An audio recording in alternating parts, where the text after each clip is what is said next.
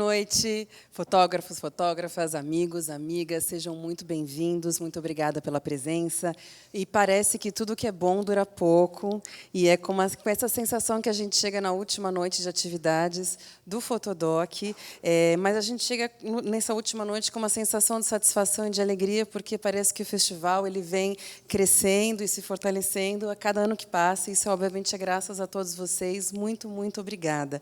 Antes de passar ao tema do nosso encontro, eu queria trazer algumas informações sobre a nossa programação. Além das exposições aqui embaixo, a gente tem, lá no rooftop, a livraria coordenada pelo nosso queridíssimo Valdemir Cunha e também as conversas com o autor entre os encontros. E além do nosso bar da Blue Moon. A livraria fica aberta hoje até às 21 horas e amanhã das 10 às 16. E o Fotodoc também dá uma importância muito grande para a formação, e nós tivemos 6 workshops organizados esse ano. Amanhã nós vamos ter 2 workshops e ainda há vagas no workshop da Ana Carolina Fernandes. Vocês podem se inscrever pelo site ou falando com os nossos monitores. Perdão. Hoje foi o Érico que me deu o texto. E amanhã a gente vai ter o Artiscambo, que é uma troca cega de tiragens, muito divertida, muito bacana, mas logo o que vai acontecer das 2 às 6. E para participar, basta trazer de 1 a 3 tiragens em papel fine art em formato A3. E ainda antes disso, no sábado amanhã, das 13 às 14, a gente vai ter uma atividade que eu acho que é uma das mais bonitas do festival, que é uma visita guiada da exposição dos vencedores do Prêmio Portfólio Fotodoc. Nós vamos ter um intérprete de Libras e muitos vencedores que nos honram muito com a sua presença, que vão contar a história por trás das fotos que foram premiadas. Eu acho que é um encontro belíssimo para encontrar esses artistas e para saber mais sobre esses trabalhos que foram premiados em, enfim, um prêmio que recebeu mais de 3 mil inscrições. Então, eles merecem todo o nosso prestígio. Vai ser das 13 às 14. E é o Érico quem vai fazer essa visita guiada, que pode não parecer, mas ele fala muito bem, e ele guia muito bem, é muito bonito. Mas, enfim, nosso primeiro encontro dessa noite traz 2 trabalhos contrastantes, de fotógrafos que vivem na capital federal. Formado pelo grande mestre Carlos Moreira, Gustavo Minas despontou como um dos maiores representantes brasileiros de fotografia de rua. E ele logrou desenvolver um estilo próprio, baseado no estilo da cor saturada e contrastes cortantes, na busca por reflexos, imagens e fontes de luz artificiais no ambiente urbano. Ele se recorda de uma definição sempre repetida pelo mestre Carlos Moreira: fotografia é ficção. E isso deu a ele a consciência de que não precisa depender de fatos interessantes para fazer fotos interessantes. Ao contrário, o banal deve ser a matéria-prima a ser trabalhada e transformada por meio do olhar, da luz e do enquadramento. Muito obrigada pela sua presença, Gustavo. E, para conversar com o Gustavo, a gente tem a honra de receber o Seba Reis, que é juiz do STJ e fotógrafo amador, que uniu empatia e coragem para fazer uma série de retratos de presas transexuais, abordando tanto a situação do sistema prisional como da transfobia no Brasil, 2 tragédias sobrepostas em sua temática. E esses retratos deram origem ao livro Translúcida, que nós temos aqui, que conta com a colaboração de advogados, juízes, médicos, políticos, artistas, intelectuais e autores dos textos que acompanham, contextualizam e aprofundam as imagens. O Seba vai apresentar um pouquinho do denso entrelaçamento de pontos de vista propiciado pela obra e sua repercussão. E, para mediar essa conversa, nosso queridíssimo amigo Paulo Marcos, de Mendonça Lima. E o Paulo Marcos, ele é a pessoa que me deu a oportunidade de ser mestre de cerimônias de um festival. A gente se conhece de outros festivais, e foi ele que me convidou um dia para apresentar uma mesa. Eu gostei, ele gostou, deu certo, e eu te agradeço por essa oportunidade, porque me dá uma satisfação enorme poder ter a honra de apresentar e conhecer tantos fotógrafos e artistas magníficos. Obrigada, Paulo. Então, gente, bom encontro para todos vocês. Muito obrigada.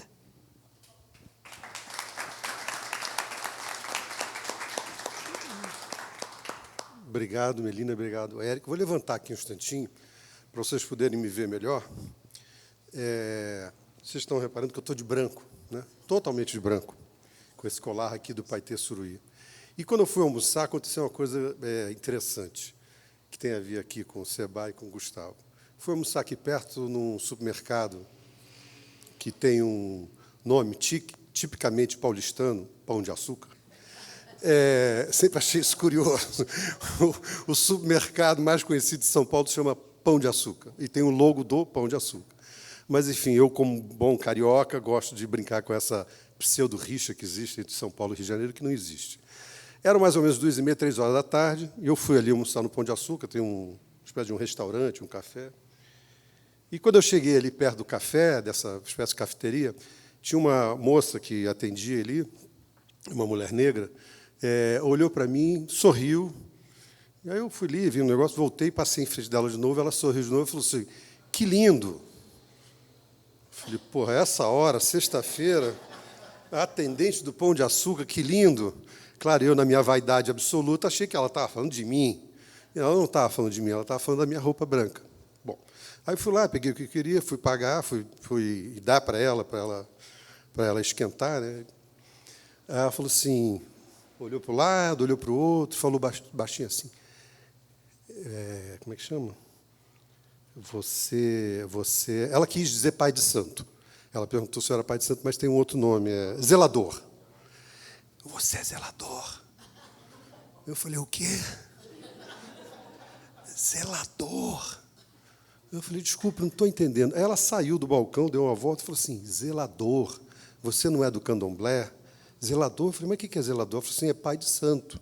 Porque zelador é uma palavra que se usa para se falar de pai de santo, sem ser, né, porque quem zela pela gente, pelo divino, então, não sei o que. Eu achei essa história incrível. Porque ela falou baixo. Se eu tivesse de batina, provavelmente ela falava, boa tarde, padre. Né? Se eu parecesse algum pastor, ela falava, boa tarde, pastor, ou assim, né?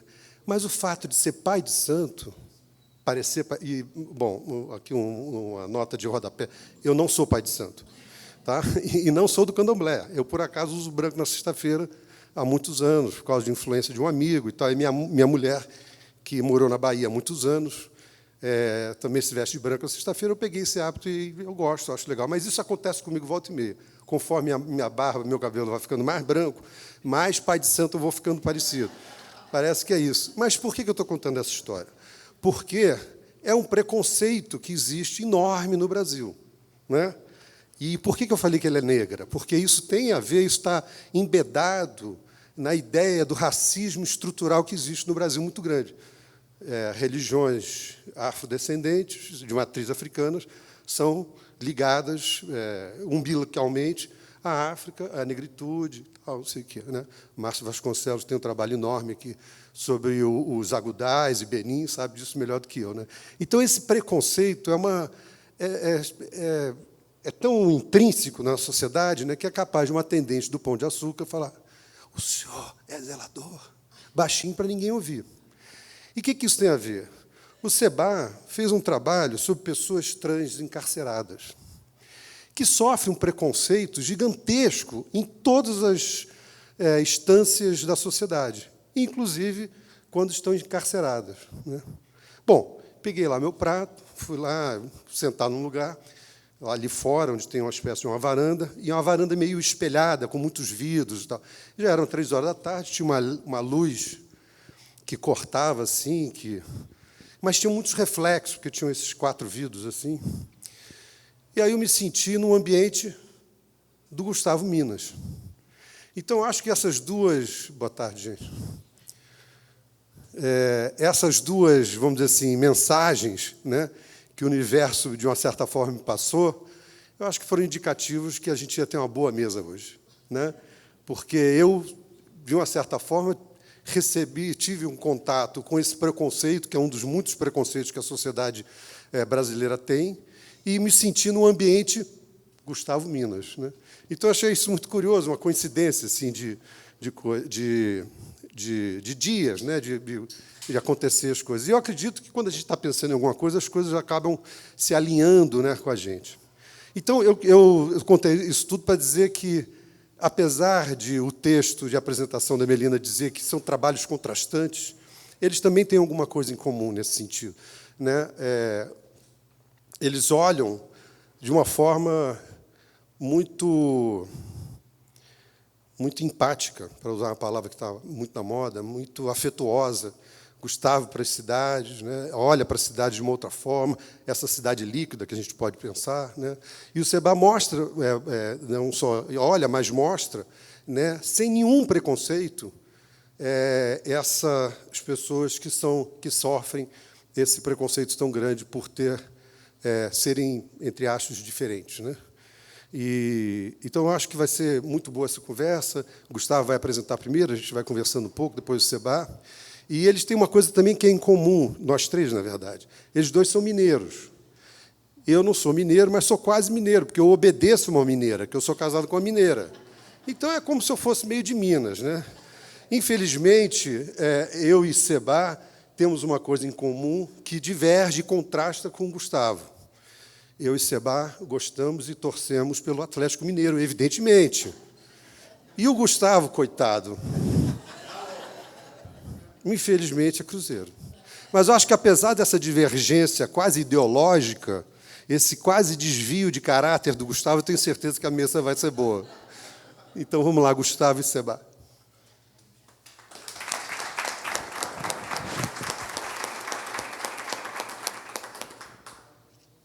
Tem como apagar essa luz aqui um pouquinho, não, né? Essa aqui de cima, dá? Deixa eu ver. Opa. É para cá mesmo que eu tenho que apontar? Tem que apontar para lá, né? É para lá que aponta nisso aqui para mudar. Tanto faz. Gente, primeiramente, obrigado aí ao festival, ao Érico, né, que fazia tempo que a gente conversava para eu vir aqui, finalmente deu certo. Estou muito feliz de estar aqui. Muito obrigado a todo mundo pela presença, ao Seba, ao Paulo aí pela apresentação também. Vou mostrar um pouquinho do meu trabalho. Paulo, vai me controlando aí com o tempo, por favor. Vou deixar para a gente também não se atrasar aqui. Isso é uma certa mudança de paradigma para mim, porque eu sou controlado por uma mineira e tenho agora a chance. Deu para perceber. Bom, vou falar um pouquinho do meu trabalho. Eu escolho 3 séries para falar. Sempre que sou convidado a falar do meu trabalho, eu tenho até que variar isso um pouco. Eu mesmo já estou cansado dessas histórias um pouco, mas eu não consigo fugir da minha própria história, né? Então, quando eu tenho que falar de fotografia, eu não sou um fotógrafo totalmente profissional. Até hoje eu trabalho mais como jornalista e faço uns freelancers por aí. Então, a fotografia eu levo muito, assim como o Seba também, como ainda me considero basicamente um fotógrafo amador, né? E, enfim, vou contar um pouco o porquê dessa escolha também. Mas, quando eu tenho que falar sobre o meu trabalho, eu escolho 3 capítulos da minha vida que foram muito importantes para mim. O primeiro é essa série que vocês estão vendo, que é Cássia, que é a minha cidade natal, no sul de Minas, né? Depois vou falar um pouco sobre São Paulo, sobre os anos que eu morei aqui, e tentei fechar uma série ou um ensaio, mas ainda estou trabalhando nisso. É uma cidade que não dá para você, né, fechar um ensaio sobre São Paulo, é um trabalho sem fim. E depois tem um terceiro capítulo da minha vida, que é eu já depois dos 30 indo para Brasília, e aí tem a rodoviária, né? Mas eu acho que o que é mais importante falar do meu trabalho é o fato realmente de eu ter estudado com o Carlos Moreira, né, que nos deixou em 2021, né, com 84 anos, um cara que formou muita gente na fotografia. E que, para mim, foi um divisor de águas, porque, qual que é a minha história? Eu era jornalista de formação, né, tinha estudado jornalismo na faculdade, principalmente por conta da literatura. Eu gostava muito de escrever, né, queria ser escritor, escrevia conto, né, sempre fui meio metido artista, né, desde novo ali. E aí, quando eu comecei a trabalhar em um jornal diário, que era o extinto Agora São Paulo, o fato de eu ter escrever industrialmente por 10 horas por dia meio que atrofiou a minha paixão pela literatura. Eu não conseguia chegar em casa escrever mais, e eu comecei a buscar uma outra forma de expressão pessoal ali para ocupar esse espaço. E aí comprei uma câmera primeira digital, comecei a sair pelas ruas de São Paulo, a explorar a cidade, né? Eu acho que a fotografia é uma ferramenta incrível para você conhecer as cidades, é uma coisa que eu faço até hoje. Gosto muito de viajar e andar por cidades desconhecidas com a câmera, né? Para mim é muito prazeroso, satisfatório, né? E ainda sem saber muito da linguagem fotográfica. E quando eu entrei no curso com o Carlos em 2009, isso mudou tudo. Era um curso incrível, era muito slow food ali de fotografia, que você ficava o ano inteiro lá, toda semana tendo que apresentar trabalho novo, né, se você quisesse, e cada semana digerindo as referências dele só de Bresson. Acho que foram uns 2 meses vendo o livro do Bresson, Kertész. enfim, até que a gente chegou no segundo semestre do curso e eu comecei a ver os fotógrafos contemporâneos de cor, acho que tem alguns aí, né? E aí, a hora que eu vi os caras de cor, acho que começou a bater mais, eu entendi que era uma coisa um pouco mais contemporânea, um caminho que eu poderia seguir. Então, essa série aqui, ela começou mais ou menos em 2010, quando eu estava morando em São Paulo, mas eu ia visitar meus pais em Cássia, né? E aí, quando eu ia para lá, eu ainda achava um pouco esquisito o fato de eu estar andando por aí com uma câmera na mão, principalmente numa cidade pequena, de 18 mil habitantes. Então, eu comecei a ir mais, na verdade, para o subúrbio da cidade, assim, né, que é, sei lá, 200 metros do centro, né, assim. Para as pessoas não me reconhecerem tanto e ficarem me perguntando o que eu estava fazendo com uma câmera andando por lá, né? Periferia. A perifa ali, né? E aí eu chamo esse ensaio de limites porque ela é a cidade ainda, mas ela é muito rural, né? Assim, a hora que acaba a cidade começa o campo, né? E isso me deu esse estalo de chamar, né? Você vê que os personagens são bem rurais ali também, né? Então vocês podem ver que no começo as fotos são muito descritivas ali, né? Muito ainda um fotógrafo tímido, né? Compreendendo ainda o espaço, né? A coisa da geometria que o Carlos Moreira falava insistentemente de como organizar o quadro está presente, acho que desde o começo. E com o tempo eu vou ficando um pouco mais ousado, começo a andar mais na mesma calçada que os fotografados, e com isso acho que a fotografia vai ficando um pouco mais complexa ali, né? Uma coisa também, eu lembro de ter visto uma exposição com o Mark Ribot, que tem uma foto na China com vários quadradinhos assim, uma vez acho que no Senac aqui, eu acho que aquela foto ficou na minha mente, e quando eu vi uma cena como essa, eu começo a complicar um pouco a minha vida, né? Falar, tá, eu tenho uma cena aqui que eu posso fotografar exatamente como ela é, ou eu posso me posicionar atrás de uma van e aí formar 3 quadradinhos, né? Eu começo a querer complicar um pouco as fotos, eu acho que também pelas influências que o Carlos mostrou para a gente, do Lee Friedlander, o Alex Webb, né? Caras que trabalham a fotografia com muita camada, assim, né? Não só exatamente aquilo que você está vendo, mas tentando fotografar através de uma construção do olhar, né? Tá tentando casar elementos que estão em diferentes planos e começar a criar essas associações, né? Essa foto eu gosto muito dela, porque, para mim, ela é meio autobiográfica. Ali estava um dia de Natal, o céu estava desse jeito mesmo, não é Photoshop, e aí encontrei esse muro azul e parei, fiquei ali um tempão na frente desse muro, né? Eu acho que isso aí era ainda 2014, antes de smartphone um pouco, então acho que eu tinha muito mais paciência de trabalhar cenas. Aí, de repente, um caminhão que está estacionado atrás da praça liga o farol, e aí, nisso, ele projeta a sombra das pessoas que estão numa mesa na praça, projetou nesse muro azul perfeitamente, virou um cinema aquilo ali, né, para mim. Parecia um teatro de sombra ali. E aí já tinha 3 elementos, né, o céu, a parede azul, a sombra, e, de repente, passam essas crianças, e o menino, para mim, é quase como se fosse uma representação minha, porque ele aponta, né, também está achando lindo aquilo, e aponta para o cinema que está acontecendo ali, né? Um pouco das influências dessa fase, o Harry Gruyère, que foi um dos primeiros caras, é um fotógrafo belga da Magnum, que está vivo ainda, produzindo muitos livros, mas quando eu adorava os preto e brancos, né, o Bresson, todos os clássicos ali, mas eu também não conseguia me inspirar muito neles, porque São Paulo não era Paris dos anos 50, né? E quando eu comecei a ver o trabalho do Gruyère, eu entendi que, sei lá, era o trabalho dele com a cor era uma coisa, você vê aquilo no livro, ali, tinha uma beleza física no objeto ali do livro, de você ver essa cor, né, fotografada num Kodachrome vibrando na página de um livro, que é um negócio que eu falei, nossa, eu quero fazer um negócio parecido com isso mesmo em digital.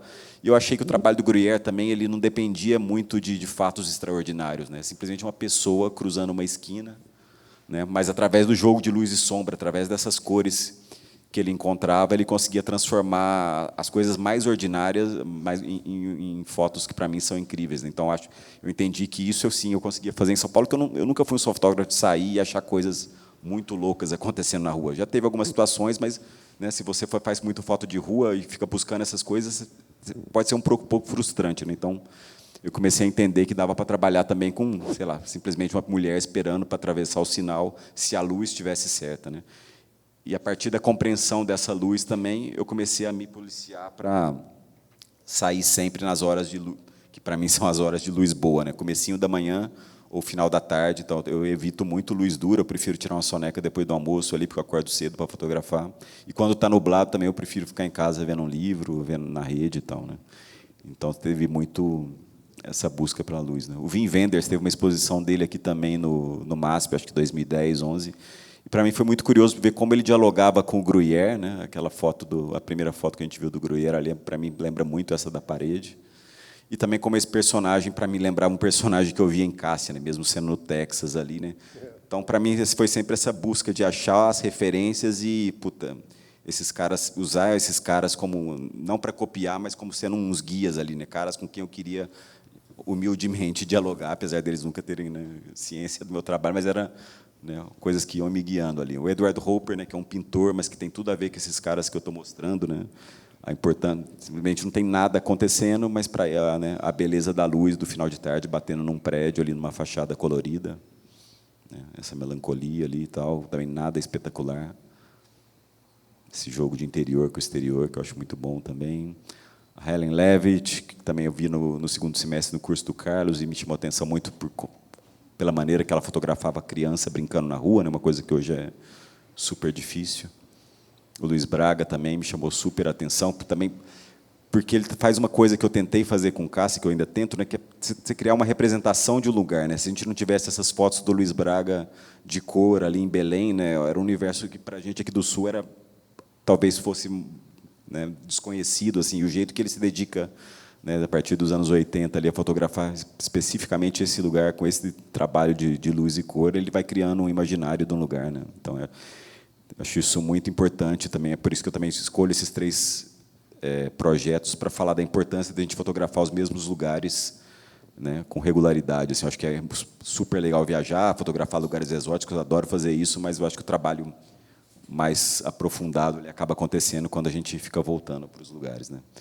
Depois vem São Paulo, que também a partir de 2009, 2010, eu começo a fotografar com bastante assiduidade. Eu entrava no jornal às vezes 2 da tarde, umas épocas 11 da manhã, então eu tinha manhã livre e para mim me dava muita satisfação sair de casa cedo, não para ganhar dinheiro, né, mas para achar que eu estava fazendo arte, andar pelas cidades e descobrindo os atalhos de São Paulo, entender que a 9 de julho chegava no Bexiga, chegava na Liberdade, né? E aí, começo desse trabalho, também essa foto, acho que é 2009, mas vocês podem ver muita influência do Bresson, do Carlos Moreira, né? Uma geometria muito marcada. Qual era o jornal, Gustavo? O Agora São Paulo, era o primo pobre da Folha aqui, né? Tipo, o sucessor do Notícias Populares, né? Aí começa também a complicar um pouco a minha vida, né? Às vezes não preocupar tanto com a pessoa, mas sim com a parte um pouco mais gráfica da foto, né? E São Paulo vai me dando também a possibilidade de me aproximar mais das pessoas, né? Cássio eu ainda era mais tímido, era menos gente na rua, então estava sempre do outro lado da rua. E esse caos que tem em São Paulo te permite ser mais invisível, né? Para fotografia de rua, isso para mim é muito. Ainda adoro ir na Paulista. Essa época tinha muita decoração de Natal, não sei se hoje ainda tem, mas era um negócio que te permitia ficar naquele rolo de turista ali fotografando, né? Aproveitando aquelas luzes rebatidas que tem na Paulista, que vem dos edifícios de vidro ali e tal, né? Sesc Pompeia, né? De novo essa busca por camadas ali, né? Ok, né? Tem umas mulheres aqui seminuas, mas não vou ficar fotografando o tempo inteiro para não parecer estranho demais, né? Mas vou baixar a câmera ali, mas fico aguardando até aquele momento que vale a pena erguer a câmera, que é quando eu vejo esse menino de amarelo vindo correndo de longe, e a foto acontece nesse instante, né? Essa história eu também sempre gosto de contar, né? A luz é meu lugar preferido para fotografar em São Paulo, porque é onde tem a última luz, né? Hoje, quase verão, 4h30 da tarde, quase não tem mais sol na Paulista, assim, né? Tem uns bolsões de sol ali, eu acho muito difícil aqui por conta dos prédios altos, né? Mas se você for na frente da Estação da Luz, até 6 e pouco, você vai ter luz lá. Então, apesar de ser a região mais complicada para fotografar, né, por causa de Cracolândia, por causa de prostituição, era a minha região favorita. E esse dia, mas eu sempre andava com muito medo ali, abaixando a câmera e tal. E esse dia essa moça, que eu acho que estava trabalhando ali, me vê, e a hora que ela me vê quase guardando a câmera, assim, ela se abre toda, né? E você quer tirar uma foto minha? Vem, né? E para mim isso foi meio que uma lição também, né, de tantas reações que são possíveis, né, fotografando na rua, né? Tem gente que não gosta mesmo, tem gente que não se importa, e tem gente que gosta de ter atenção e gosta né, de sentir um pouco a estrela ali, né? De ter essa. Então é importante para quem fotografa na rua entender isso, ter essa compreensão de que as reações vão, né?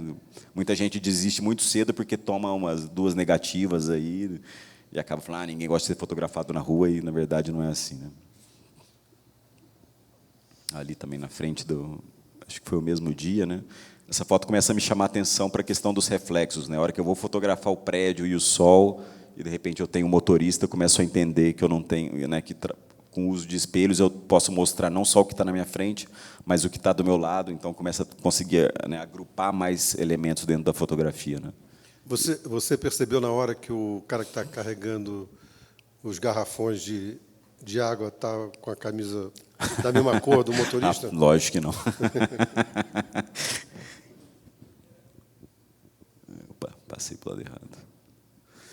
Antes de ir embora de São Paulo, né, apesar de eu ter começado a fotografar na rua para fugir um pouco do jornalismo, né, da minha rotina estafante de jornalista de jornal, acho que também o background de jornalista também sempre teve comigo. Então, antes da Copa acontecer no Brasil, isso em 2014, eu resolvi ir para Itaquera, que eu estava cansado um pouco de fotografar no centro também, né, e comecei a fotografar. Fiz um projeto documental que, na verdade, era documental entre aspas, né, que era basicamente eu andando na rua em Itaquera por 3 meses e fotografando as transformações que o bairro estava passando ali antes da Copa, né. Então, acho que a fotografia de rua também, apesar de nunca ter sido meu intuito principal ali, ela, né, tem essa característica de você estar construindo um documento sobre as cidades que você fotografa regularmente também, né.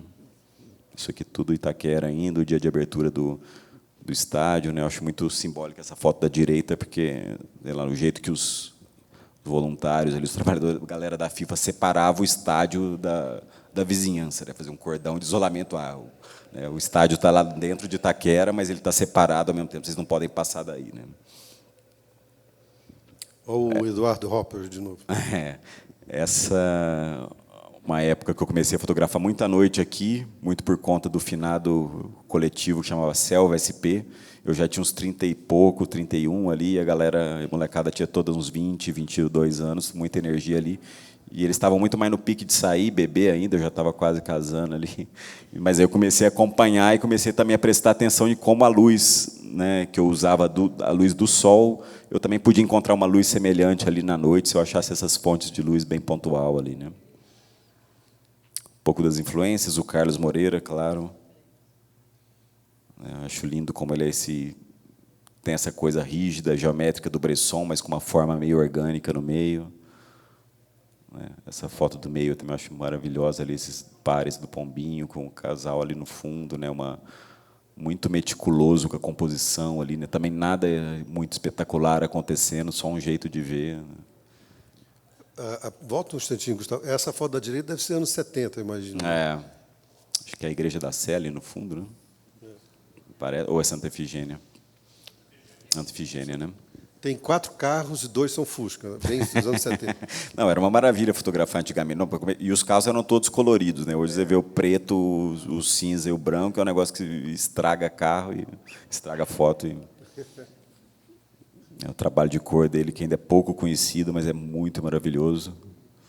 O Alex Webb, também outro fotógrafo americano da Magnum, que o Carlos Moreira também mostrou, né, um trabalho com camadas, ele parece um pouco Gruyère, mas acho que ele é um pouco mais, apesar de ser americano, ele é um pouco mais latino, ele tem mais proximidade com os personagens, busca mais emoção, né? E essa obsessão também em agrupar muitas histórias dentro do mesmo quadro, né? Ter o personagem, nenhum ali é exatamente o personagem principal, né? Todos têm sua importância ali.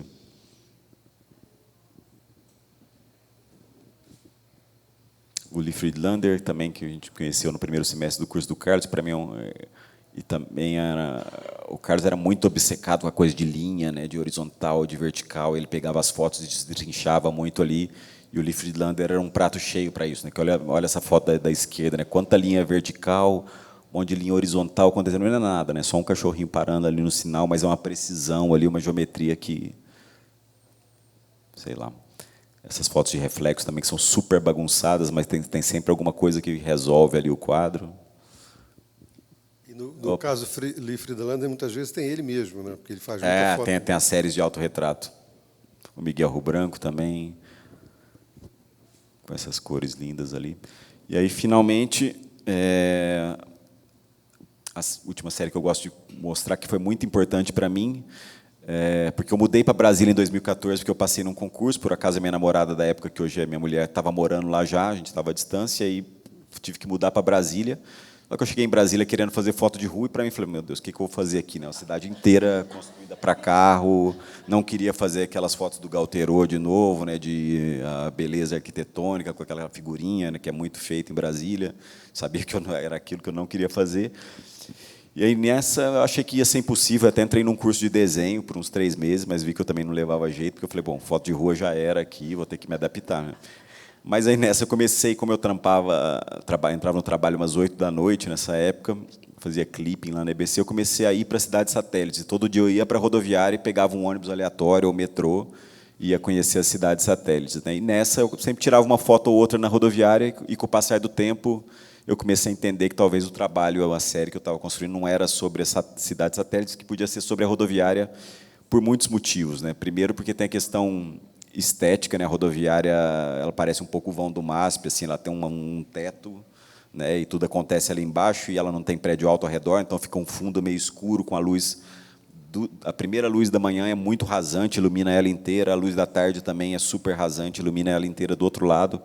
Então, ela dá uma luz muito dramática ali sempre. Né? E Brasília tem 6 meses de seca, que você pode ir lá de manhã e de tarde, que vai ter luz sempre boa. Né? Então, além dessa questão estética, tinha a questão também um pouco social, né? De como ali ser muito bagunçado, de rolar prostituição, venda de droga, venda de produto ilegal, né? Aquele caos, aquele retratinho do Brasil, tipo, a 1,5 km da Esplanada, que é aquela pasmaceira, né? Tudo...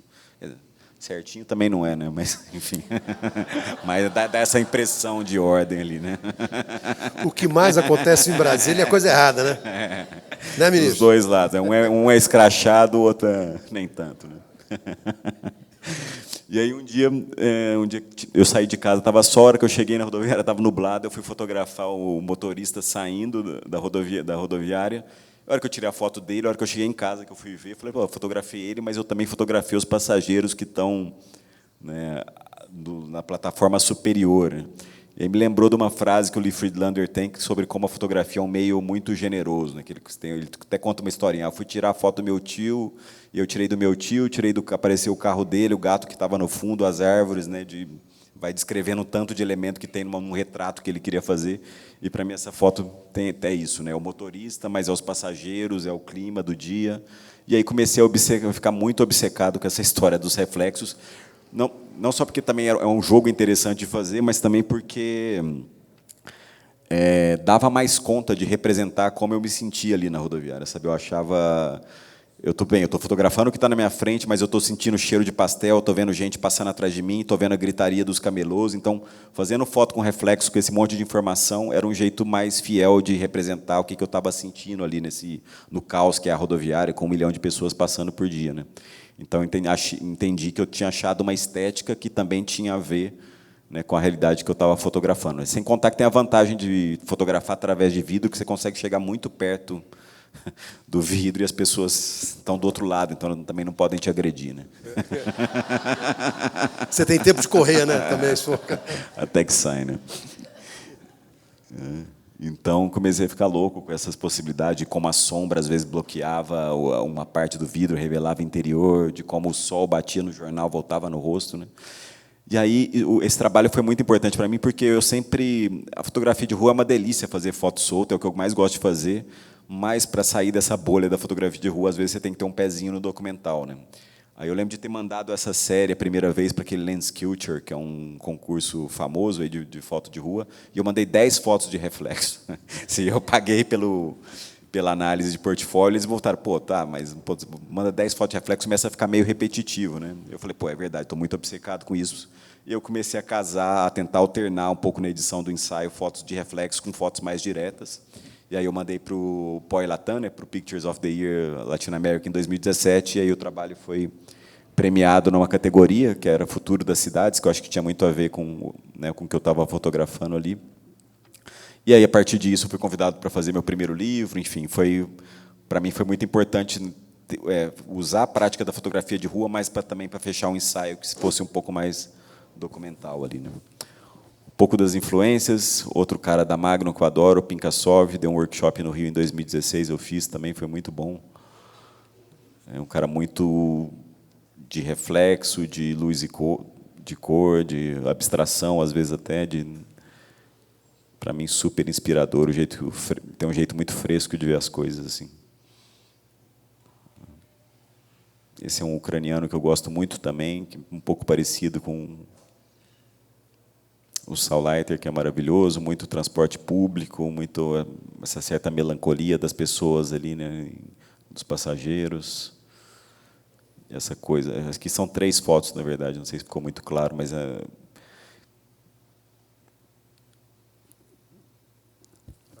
Ernest Haas, também fazendo reflexo já desde os anos 50 ali, né? A Vivian Maier, que é uma influência um pouco mais tardia ali, mas que também eu gosto muito de estudar o trabalho dela, porque tem coisa do reflexo, tem o jeito de como ela também fragmenta uma mesma foto em várias histórias paralelas ali. E uma referência um pouco tardia, eu estava até falando aqui antes, né? Eu desculpe, na verdade, esse livro do Joaquim Paiva tem uns 3 anos, então já tinha feito o projeto da rodoviária, mas foi maravilhoso para mim descobrir esse trabalho que ele tinha feito, acho que no final dos anos 70, começo dos 80, por aí, né, de como ele tinha fotografado exatamente o mesmo lugar que eu, né, também com muita assiduidade ali, por bastante tempo, acho que foram 2 temporadas que ele morou em Brasília diferentes, né, e de como, sei lá, 2 olhares também diferentes, né, e também perceber como a rodoviária mudou tanto, né, nesse tempo. Eu nem lembrava que eu tinha incluído isso, mas essa série, mas para contar a história da minha vida também, esse ensaio também foi super importante, né, que foi o nascimento da minha filha. Quando eu mudei para Brasília, minha mulher ficou grávida, foi uma gravidez inesperada ali para a gente, então, como eu sempre fotografava ela, continuei fotografando, e, né, as visitas ao SUS, ali a gente não tinha plano de saúde, aquela coisa bem de quem era meio novo ali, né, e depois que a nossa filha nasceu, eu comecei a olhar para trás dessas fotos e vi que também tinha criado ali, sem ficar pensando muito em vou criar documentário, o que está acontecendo, né, mas instintivamente eu tinha criado uma série que vem desde da gente descobrindo a gravidez até o dia do parto. Ela resolveu ter a nossa filha em casa, e aí, por acaso, também era junho, estava uma luz de inverno maravilhosa ali, enfim. É engraçado que essas, na verdade, são as minhas fotos, eu sou conhecido como fotógrafo de rua, essas são minhas fotos mais conhecidas de longe, assim, porque viralizou de um jeito, o BuzzFeed publicou, Marie Claire, todo mundo roubando, acho que uma revista da Alemanha pagou, as outras não. Mas, enfim, começou a viralizar e era sempre um negócio assim, olha que absurdo, né? A mulher está parindo em casa e o pai está fotografando em vez de ajudar. Nossa, a gente liria. A sua filha já nasceu famosa, de uma certa forma. Já, tem revista publicada e tudo. Mas, para mim, eu gosto de mostrar um pouco, quando eu não estou fazendo oficina, porque a fotografia, eu falo de fotografia de rua, mas, na verdade, é fotografar o tempo inteiro, né? Andar com a câmera, se eu vou na padaria, eu estou aqui sentado com a câmera. Para mim é isso, e é muito natural para mim fotografar minha família, se a luz, especialmente quando a luz está maravilhosa, né, como nesses casos assim, né, não é só a rua. Assim, eu adoro estar na rua, então é natural que eu faça a fotografia de rua, mas eu acho que para mim a fotografia é meio que uma extensão da vida ali, né?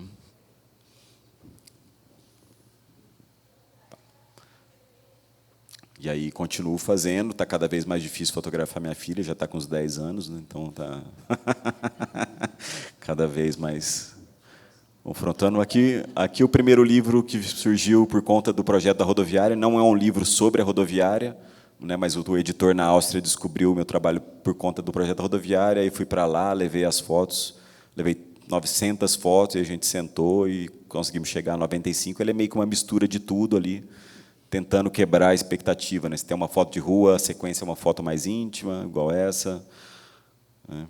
E, enfim, foi meio um pupurri ali, né? Não é um fotolivro propriamente dito, mas sei lá, foi um resumo do que eu tinha feito. Aqui foi um zinezinho que eu fiz com um amigo meu durante a pandemia. Eu tinha feito umas fotos em Nova York em 2019, e aí, durante a pandemia, a gente só podia editar, né? Foi muito bom para isso, e aí dei as fotos na mão do Gabriel Cabral, e ele veio com essa ideia de pensar num conceito que era uma abelha voando perdida em Nova York. Então, as fotos têm um pouco de desorientação, você vê o zine, você tem que ficar girando a página ali. E, finalmente, o Cidades Líquidas, que é meu livro mais recente, que saiu por uma editora na Itália também, que só faz livro de foto de rua e de documental. Surgiu, na verdade, de uma exposição na Fiesp, que a Roselina Kagawa foi a curadora, né? A gente uma amiga minha me convidou para entrar no edital da Galeria Fiesp, e aí falei com a Roseli, falei, dá uma olhada no meu site, eu não queria fazer sobre um lugar específico, e ela veio com esse conceito de, eu acho que tem muita, olhando os seus ensaios, principalmente de Cássia, Brasília e Nova York, tem muitas questões metaforicamente contemporâneas, assim, que falam muito de incerteza por conta do reflexo, nessa questão das pessoas verem as fotos, às vezes não ter certeza se é verdade ou se não é, que dialoga com a coisa, né, de pós-verdade, de fake news. Tem muita angústia, às vezes, no rosto dos personagens, tem muita distorção. Então, ela pegou esse conceito de modernidade líquida do Zygmunt Bauman, que é um filósofo polonês que fala, né, da efemeridade, de incerteza dos nossos tempos, né, e buscou isso no meu trabalho, nos arquivos, né, fotos que dialogassem. E aí surgiu a exposição, que depois também esse trabalho também foi finalista do prêmio da Leica em 2023, do Leica Oscar Barnack Award, e finalmente saiu o livro. E essas são algumas das fotos. Aí sempre tem um pouco de estranheza ali, né? Isso aqui é simplesmente uma galera cortando fruta, mas por conta do reflexo da sombra, meio que parece que ele está apontando a faca para a moça. Então, aquilo que tem no texto de introdução que ela leu aqui sobre como o Carlos falava que fotografia era sempre ficção, né? Ele era meio não anti, né? Mas assim, o negócio dele nunca foi o fotodocumentarismo, né? Foi sempre mais usar a realidade para transformar em outra coisa. E eu acho que é uma coisa que ficou comigo também. Isso aqui é uma gota d'água, com um dia que estava chovendo muito, a gota d'água caiu na lente, e aí, na hora que eu fui fotografar, deu esse flare maravilhoso. Então, tem sempre um pouco de, né, sei lá, de estranheza nesse trabalho, que foi o que a gente buscou para editar o livro ali. Muito reflexo, que também ajuda muito com isso, né? E é isso. Obrigado, Gustavo.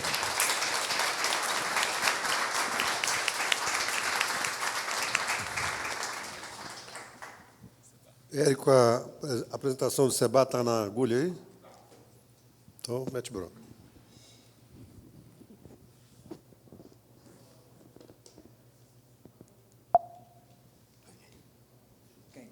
Vou ficar muito curto.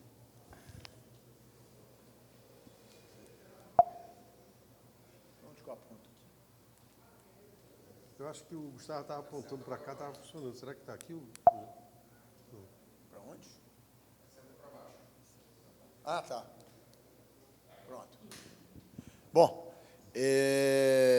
na verdade, eu brinco de fotografar, né? Ou seja, para mim é uma forma de dar uma saída do dia a dia. Pouco antes da pandemia, eu tinha sido convidado com um pessoal aqui de São Paulo para fazer uma visita ao presídio de Pinheiros. E eles fazem um programa que eles vão conversando, de uma vez por mês, eles levam alguém de fora para conversar com os presos e tal. E quando eu cheguei no presídio, eu acabei tendo uma conversa com 40 presas transexuais. Nós passamos a manhã toda conversando, e aquilo ficou na minha cabeça, batendo na minha cabeça. Tal. Veio a pandemia. Passado um tempo da pandemia, eu falei, poxa, mas tinha que fazer alguma coisa, né? Ou seja, não só olhar, ver a situação dos presos, mas... E aí eu vi aquele livro da Nana Moraes, né, A Ausência. É um livro muito bonito, que, na verdade, é mais do que um livro, eu acho que aquilo é uma poesia, em que ela registrou justamente a situação de mulheres presas, e o nome ausência é o abandono que elas, na verdade, sofriam, né? Porque ali ela fez um emaranhado, ela amarrou, inclusive algumas vezes literalmente, né, as fotos com cartas, com recados que elas recebiam. Eu falei, pô, se a Nana, que é de fora desse, vamos dizer, desse ambiente, conseguiu fazer alguma coisa, eu acho que eu podia também caminhar nisso. E aí eu marquei, justamente com o pessoal que tinha me levado a primeira vez, fazer uma segunda visita, para saber se eu ia ter o espaço, se elas iam topar participar desse projeto, né? Eu fui, elas toparam participar do projeto, e aí teve aquela parte burocrática de conseguir autorização, tudo, para fazer os registros, e eu voltei e passei uma manhã inteira no presídio, com cerca de 35 presas, e num lugar meio restrito, ou seja, não tinha muito espaço. Isso aqui é uma horta que tinha lá no presídio. Eu dei sorte, porque estava com sol em São Paulo naquele dia, o dia estava realmente muito bonito. Eu passei a manhã toda fotografando. E depois eu com as fotos na mão, falei, gente, o que eu vou fazer com isso agora, né? Ou seja, eu tinha me comprometido a fazer alguma coisa. Teve um seminário de ciências criminais aqui em São Paulo, eu fiz uma primeira apresentação, selecionei 15, 20 fotos, fiz a apresentação, mas eu achava pouco ainda. E aí eu tive a ideia, eu falei, eu tenho que usar isso de alguma forma, de fazer o Translúcida, que é o livro. O Rodrigo, que é o editor que está aqui, que ele que teve a ideia do nome Translúcida, e eu fiz uma coisa que eu achei, eu selecionei cerca de 60, 70 fotos e distribuí para um leque de pessoas assim, do meio jurídico, algumas, mas outras, tem médico, tem artista plástico, tem arquiteto, tem, sabe, uma variedade. Eu falei, eu não quis me amarrar, falei, não vou fazer um livro chato de ser lido. E uma coisa que na época eu tomei a decisão foi assim, cada um escreve o que quiser, eu não vou dar palpite no que a pessoa vai fazer. Se quiser escrever um livro técnico, um texto técnico, escreve, se quiser escrever, fazer uma poesia, faz. Cada um fez o que quis. E o livro, na verdade, acaba sendo uma miscelânea nisso. Então, você tem contos, você tem relatos de pessoas trans, você tem relatos de famílias de pessoas trans, você tem políticos escrevendo, você tem médicos escrevendo, artistas. Então, você tem uma diversidade de textos, você tem desenhos, você tem arte no livro.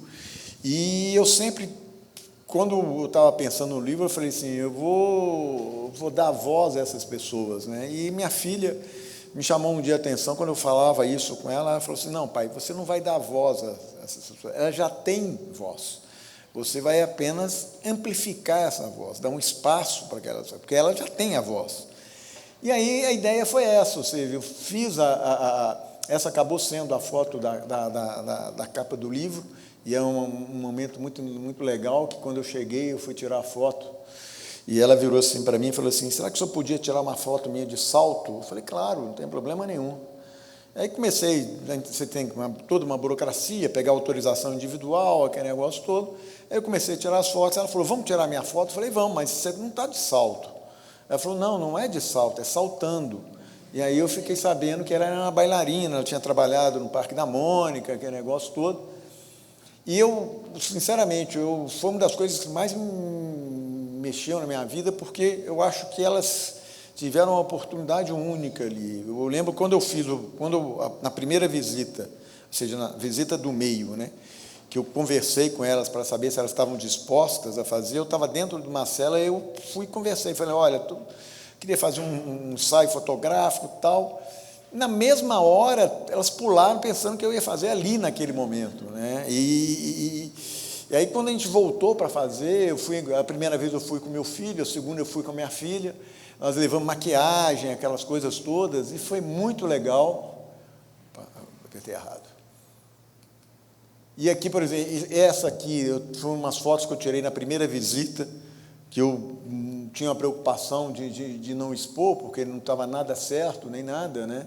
E é uma realidade realmente completamente diferente do que a gente imagina. Ou seja, eu ouvi histórias e depoimentos são muito pesados, mas eu acho que elas tiveram a oportunidade. Depois eu mandei para cada uma delas, eu mandei o livro, eu imprimi uma foto de cada uma delas que eu tinha tirado, mandei, e a gente recebeu alguns retornos, inclusive de famílias, mostrando o impacto que isso tinha acontecido na vida.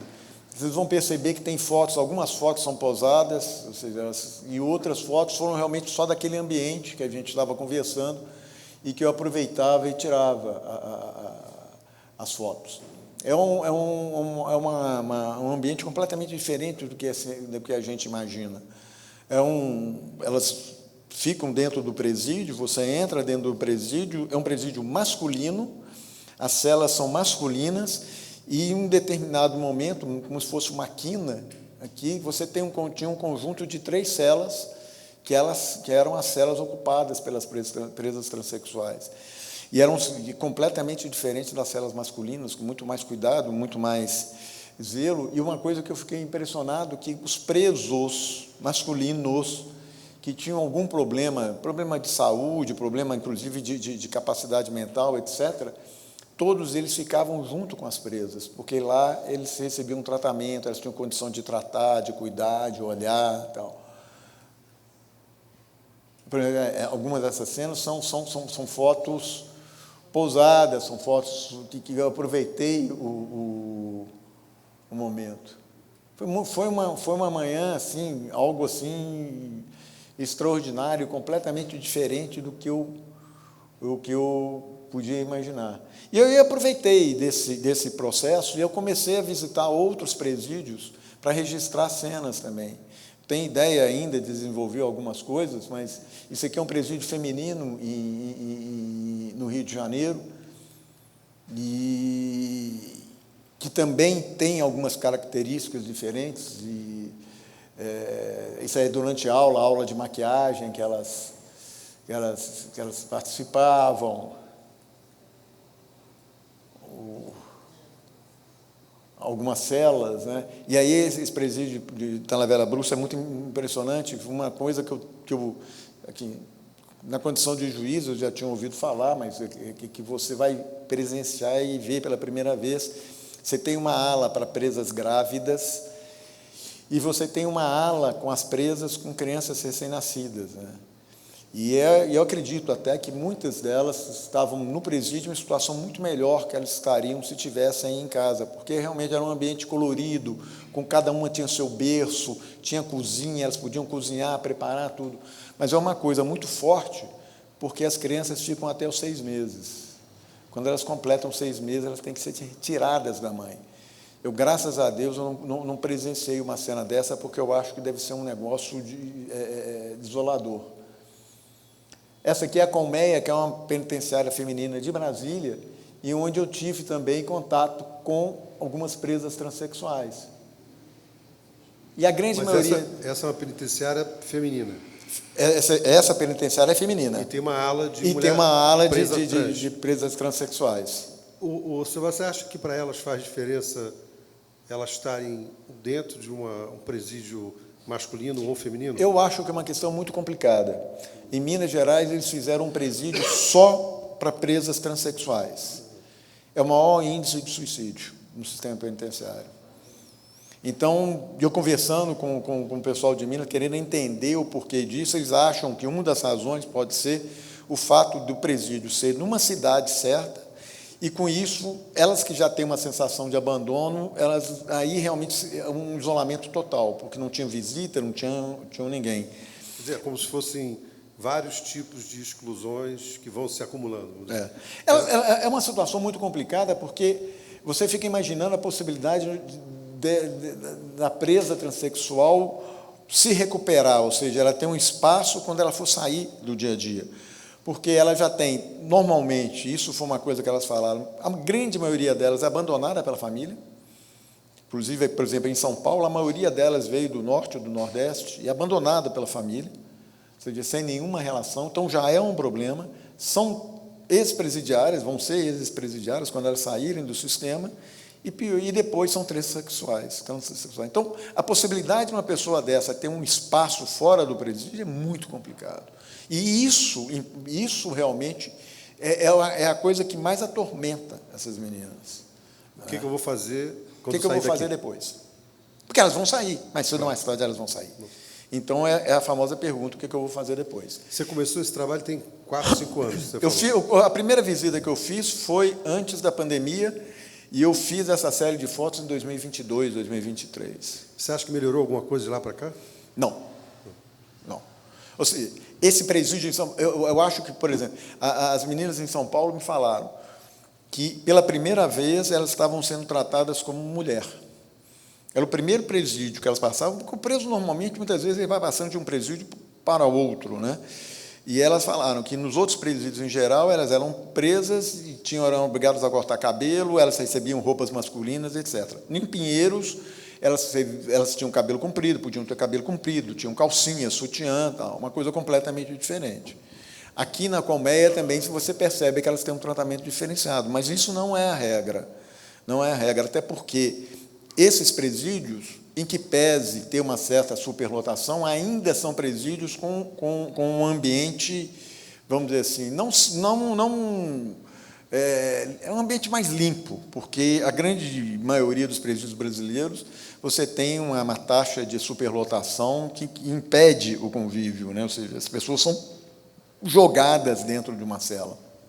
De uma certa forma, a gente pode pensar que elas se sentiam, por serem respeitadas, se sentiam mais livres, apesar de estarem presas. Exatamente. Uma contradição. Pode ser, pode ser. Agora, se todas elas têm, por exemplo, você vê, elas colocam fotos de filha e tal, tem o problema da AIDS, teve uma das presas que eu fotografei na colmeia, que ela descobriu que estava com HIV lá dentro do presídio.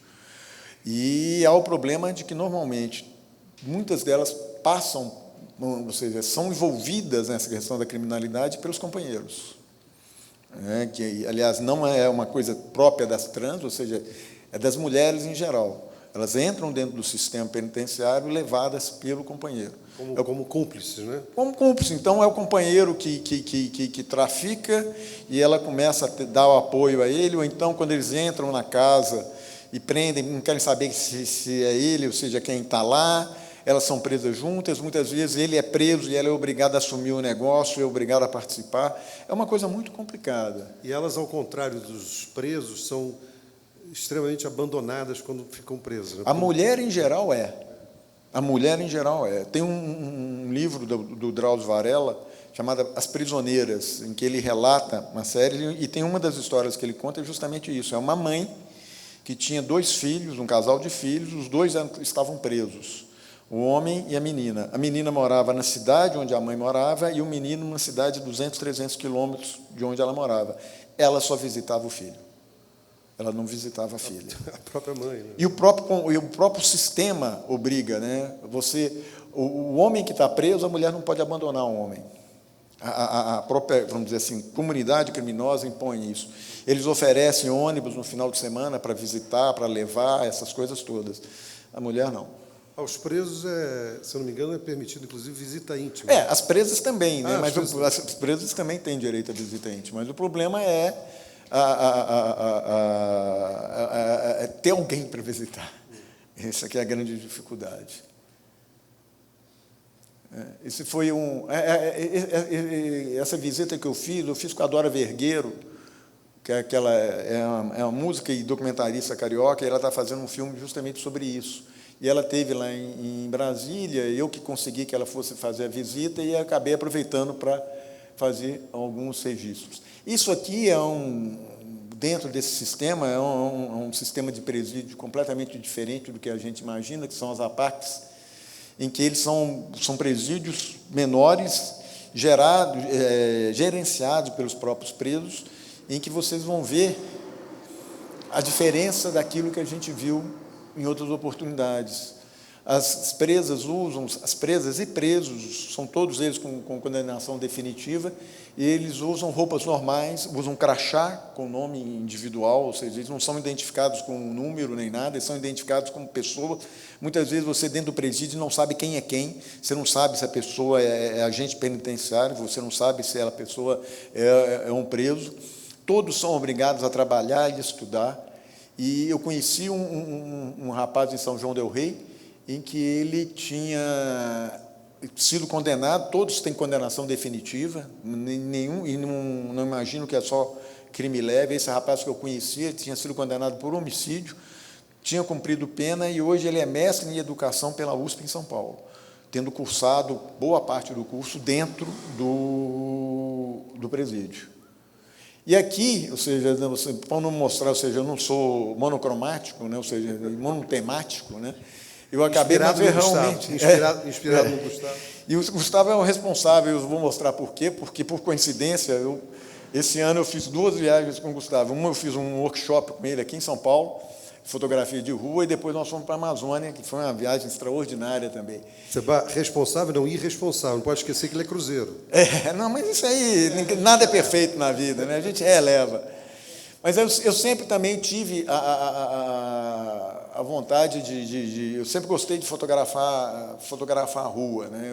Para mim, eu acho que é um ambiente mais mais rico que tem, né? Minha mulher está aqui, a Ana, a gente fica falando, às vezes a gente saía, chegava em casa, ela, onde você viu isso? Eu falei, é claro, vocês olham, andam, parece que tem que mandar numa velocidade danada, a rua você tem que olhar, você tem que caminhar, sentir a rua. E você vai vendo cenas, né? E isso também que o Gustavo falou, às vezes você vê, quando você abre a foto, você vai ver coisa que você não imaginava, né? E aí eu sempre comecei, eu gostei, eu também nunca viajo sem a máquina, né? Você volta na foto anterior, é Arlington aquilo? É. O cemitério de Arlington. É. Isso aqui é Brasília durante as manifestações, né? Isso lembra um pouco a época da ditadura, isso foi naquelas manifestações contra da época da vacina. E aqui que eu coloquei essas duas fotos, que essa aqui já foi aqui em São Paulo, foi aquele workshop que a gente fez, que eu comecei a querer também brincar um pouco com as cores, né? Porque eu sempre achei que o preto e branco às vezes salvava a foto, às vezes você tinha uma foto muito sem graça, e quando você botava no preto e branco ela ficava bonita, tudo. E eu tinha dificuldade em trabalhar, em brincar com as cores, um pouco de falta de técnica mesmo, né? Então eu falei, o preto e branco acaba sendo um pouco mais seguro. E aí eu comecei, a gente passou um sábado e um domingo aqui, foi no início do ano, e eu vi tanta cor, né? A gente foi para Paulista, tudo, eu falei, vi tanta cor na cidade, eu falei, não dá para ficar só no preto e branco. E aí eu comecei também a caminhar, ou seja, a variar entre a cor e o preto e branco, usar um pouco do reflexo, como o Gustavo falou, às vezes tem gente que te manda o dedo, né, e tem gente que faz até pose quando você está passando na rua para tirar foto, isso é muito engraçado. Tem gente que te mostra o dedo, tem gente que quer te abraçar, né? Que também pode ser inconveniente. Isso aqui já foi também a viagem que eu fiz com o Gustavo, que a gente foi para o Amazonas, e um pouco em Manaus, depois a gente foi para o interior, foi para o Rio, então, e aí realmente não tem como fugir das cores, né? Porque é uma coisa maravilhosa, as cores são um escândalo de bonito, né? A gente focava justamente esses momentos o início do dia e o final do dia. Então, eu também, aí é um pouco da minha transição do que eu estou passando agora, né? Eu estou ainda naquela ao tirar a fotografia, eu tenho que primeiro definir, trabalhar a foto, eu tenho que saber primeiro se eu vou mantê-la colorida ou se eu vou pro preto e branco. Isso é mais ou menos a coisa.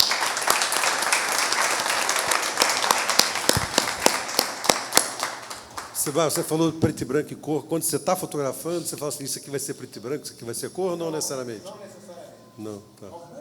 Fala no microfone. Não necessariamente, mas algumas coisas antes eu era mais convicto. Hoje realmente eu espero ver o que vai sair para saber o que eu vou mexer. E tem muitas coisas que eu trabalho no preto e branco, eu trabalho no colorido, para ver o que dá. Qual o resultado final. Culpa do Gustavo, totalmente. A culpa é dele mesmo. E você, Gustavo, você pensa...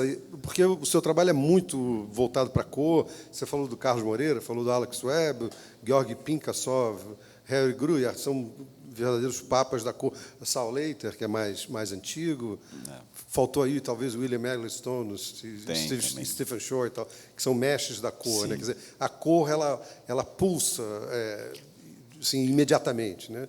Então, eu sempre achei difícil essa espécie de dicotomia, né? Você olhar para a mesma coisa, preto e branco e cor. Né? Não que não tenham fotógrafos que façam brilhantemente as duas cores. James Natchell, por exemplo, é um exemplo de cor e preto e branco bastante evidente, vamos dizer. Eu resolvi a cor, eu acho que para parar de pensar, sabe, assim, também, para não ficar nessa do Seba, de ficar tendo que ver toda a imagem. Então, eu falei, não, assim, para começar, os caras de cor bateram bem mais forte, mas até então eu ficava oscilando também.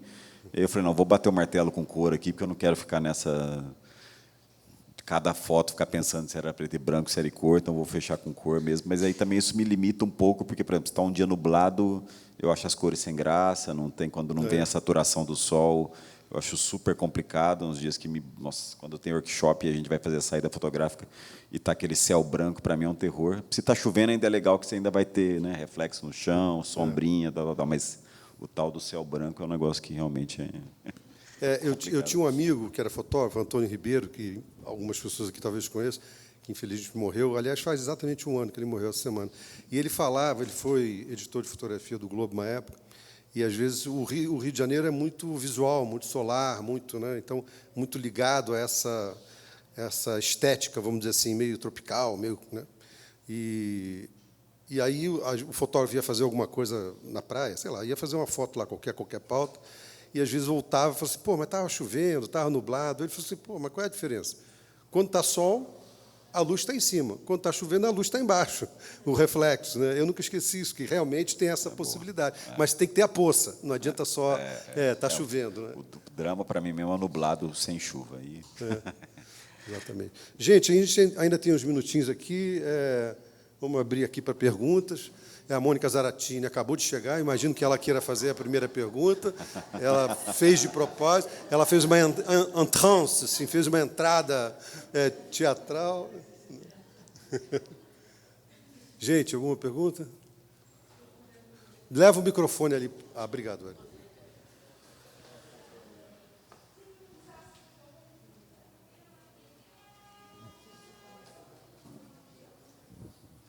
Olá, todo mundo. Boa tarde. Minha pergunta é para o Gustavo. Assim, eu sou do Rio e quando eu estou em São Paulo fotografando é um grau de euforia, de êxtase. Corporalmente eu fico, né? Nossa, São Paulo é um paraíso para fotografar. E os amigos de São Paulo, quando vou para o Rio, eles têm a mesma coisa. Assim, eles, nossa, o Rio é incrível. Assim, que é essa nossa dificuldade de olhar de maneira diferente aquilo que já é o habitual, assim, né? E o Gustavo tem essa trajetória pessoal que se circulou por vários cantos aí, né? Você morou em São Paulo, Brasília e no interior de Minas. Isso também bateu para você num dado momento ou nunca bateu, assim, essa coisa do banal, dessa dificuldade de, né, transformar o banal numa coisa mais interessante, mais exótica, mais... Eu acho que a maioria dos fotógrafos tem essa dificuldade de fotografar onde mora, né? Mas nunca foi uma coisa que me afligiu muito. Agora Brasília começa a me cansar muito, acho que porque por ser o lugar que eu passei mais tempo, né? Já estou lá faz 11 anos e aí eu começo a... Estou visitando outras satélites, estou voltando para o rolê das satélites agora, porque eu começo a me cansar da rodoviária também, e também porque privatizou, virou outro mundo ali, está muito chato agora. Nossa, tiraram os camelôs, está cobrando estacionamento, e eu, por questão moral, não pago estacionamento, prefiro parar longe e andar.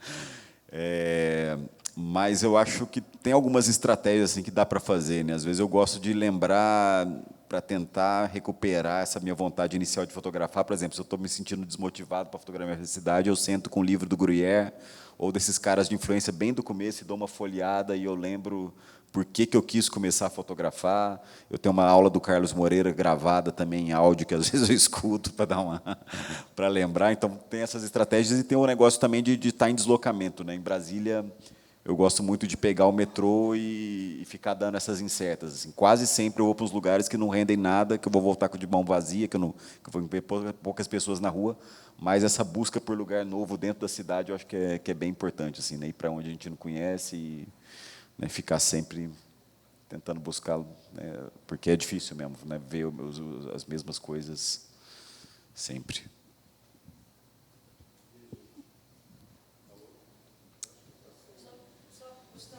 Espera aí, só um segundo no microfone. Senão a gente... Não, é só uma curiosidade. Você tira as pessoas da rua, mas você vai para os eventos. Você comentou de um de Natal, mas eu não vi da seleção que você fez, sei lá, Réveillon em Brasília, festa dos estados, não sei. Eu tento assim, também me programar para ir nos lugares em Brasília que eu sei que vai ter movimento, aquele piquenique, ou quando tem Clube do Opala, primeiro sábado do mês, Brasília, onde eu sei que vai juntar mais de 30 pessoas no lugar, eu estou indo. Assim. Agora eu estou... Não agora, mas descobri as prainhas do lago, ali a prainha do Paranoá, que também vira tipo um piscinão de ramos ali domingo, então eu fico também fazendo esse esforço para, né, principalmente final de semana em Brasília, que é onde a galera, né, durante a semana só vai ver gente reunida em ponto de ônibus, né? Impressionante. Obrigada. Posso fazer uma, aproveitar que eu já estou aqui? Seba, Você, em um julgamento, uma vez, julgando um caso penal importante, você entrou com uma foto durante a pandemia. Você colocou uma das suas fotos, e era uma foto de um viaduto de Brasília, e estava escrito: "Não existe bala perdida". O ambiente judiciário, a gente sabe, é cheio de liturgias e ritos. Qual foi a recepção dos seus colegas daquilo? E, mais do que isso, qual é a recepção que você tem nesse ambiente jurídico dessas fotos que você faz em presídios? Bom, o que aconteceu? Foi durante a pandemia, às vezes acordava de madrugada, não tinha o que fazer, eu pegava a máquina e saía para Brasília para tirar foto de Brasil. Foi uma oportunidade de sair. E um desses dias, justamente ali na rodoviária, quando o viaduto pega para a Asa Norte, estava escrito assim, estava pichado: "Não existe bala perdida". Eu consegui registrar essa foto e não existe mais, ou seja, porque 2, 3 dias depois eles limparam a pichação. E durante a pandemia, as sessões de julgamento eram todas elas virtuais, né? E eu achava muito sem graça aquele negócio. Primeiro que minha casa é todo mundo bagunçado, eu sou muito bagunçado. Então, mostrar aquele meu fundo bagunçado, eu falei, deixa eu colocar aqui umas fotos, que eu acho que é uma forma de ditar. E eu comecei a escolher as fotos, às vezes, dependendo do dia, do momento, das circunstâncias. E eu tive 2 reações justamente em razão dessa foto, que não existe bala perdida. Uma delas, eu fui participar de um evento internacional, um evento com a Universidade de Coimbra, e com professores da Universidade de Coimbra, e eu fiz a apresentação com essa foto no fundo. Aí, quando acabou a apresentação, veio uma professora portuguesa, e ela começou falando justamente disso. Eu falei: olha, eu acho diferente esse negócio de ter fundo de tela, usar fotos, tal. Eu falei: pronto, lá vem, né? Eu falei: Portugal, português, aquele formalismo, aquela coisa meio tudo muito cartesiana, né? Muito certinha. E me surpreendeu a reação, porque ela veio e falou assim: olha, mas agora eu vi o doutor Sebastião com fundo de tela, eu gostei muito da ideia, eu achei muito legal essa ideia. E eu tive uma outra reação que eu fiquei sabendo há cerca de 4, 5 meses atrás, que eu estava num evento aqui em São Paulo, e eu acabei sendo apresentado a uma advogada do IDDD, que é um Instituto de Defesa do Direito de Defesa. Não só a advogada, como também uma pessoa que trabalhava no administrativo. E elas me falaram que a primeira vez que eles me viram com essa mensagem, com esse fundo de tela, que não existe bala perdida, foi um choro generalizado no IDDD, do impacto que foi alguém, ou seja, de um determinado nível do judiciário usar. Então, eu realmente tenho por hábito, quando eu faço sessão virtual, todas as vezes que eu faço sessão virtual, ou todas as vezes que eu participo de algum evento, eu tenho um fundo de tela, faço questão de usar, dependendo, às vezes uso coisas mais leves, tudo, às vezes eu uso uma forma de dizer, eu tenho uma mensagem que eu tirei lá de Brasília, de uma pichação que é lute como uma mulher. E sempre assim, na época da pandemia, então, 8 de março tinha sessão, eu usava essa foto, e era muito engraçado, que depois, às vezes, eu estava andando no tribunal, as pessoas no tribunal mesmo paravam e me cumprimentavam: olha, foi muito legal ver o senhor com aquela foto e tal. Você usava foto, me explica... No fundo de tela. Com fundo, na sua tela. Fundo. Você botava... tá. Ou seja, na telinha que aparece no vídeo, estava lá eu, e em vez de ser uma estante, uma biblioteca, uma bagunça, era a foto. Então, eu realmente tenho por hábito de usar. E, em relação aos meus colegas, eu nunca perguntei, e também não me preocupa a reação. Porque, para mim, eu falei: gostou, não gostou, problema. Nada vai me fazer mudar isso, né? Microfone, Ana. Não tem uma manifestação muito direta, mas eles têm um orgulho de você fazer essa parte e conta como foi o lançamento do Translúcida lá em Brasília, que o STJ te acolheu. Não, isso foi muito legal, porque na época que eu fui lançar o livro, a presidente do tribunal quis que o lançamento fosse lá, que era a Maria Tereza, E ela fez uma coisa, ela montou uma forma, ia ter um evento LGBT, tudo, e ela conseguiu encaixar o lançamento do livro nesse evento. Então, foi um dia inteiro de palestras sobre essa questão, e eu consegui fazer o lançamento. E uma das coisas que mais me mexeu com o livro foi o Barroso, né, que foi presidente do Supremo. Ele escreveu, e um dia ele chegou assim para mim e falou assim: Sebastião, você sabe que a gente vai apanhar muito por causa do livro, né? Eu falei, aí eu respondi para ele, falei assim: Barroso, se nós que temos, vamos dizer assim, as costas largas, né, as costas quentes, temos proteção, temos uma visibilidade, as pessoas vão ter até um certo receio, pode até comentar, mas com certo limite. Se a gente não fizer isso, quem é que vai fazer, né?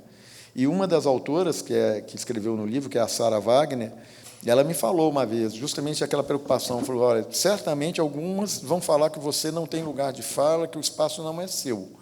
Mas até o momento em que nós tivermos o seu espaço, chegarmos onde você chegou, é você que vai ter que abrir esse caminho para a gente. Então, isso que me deu vamos dizer assim, uma liberdade para prosseguir com o livro. Está comigo.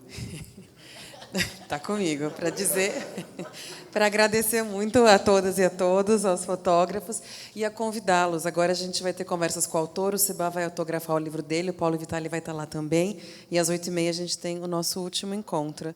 Perdão? No quarto andar, no rooftop. Venham.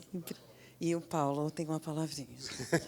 Só relembrar que às 8h30 vai ser o Paulo Vitali, com a Ana Carolina Fernandes, que está aqui do lado, e mediada pela Ivana De Bertolis, que deve estar por aí em algum lugar.